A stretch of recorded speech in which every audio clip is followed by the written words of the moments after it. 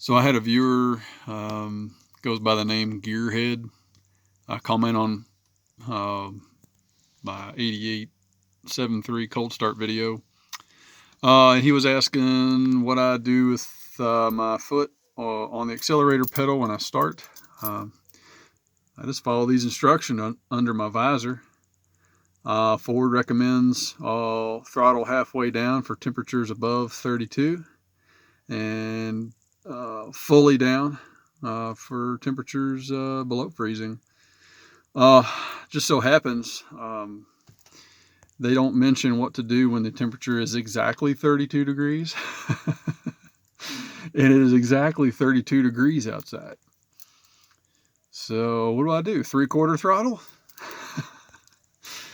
Anyways, I'll just do like a half, depress it halfway here, and she ought to fire right up. I'm just guesstimating. Wait for the light to come off. Start right up.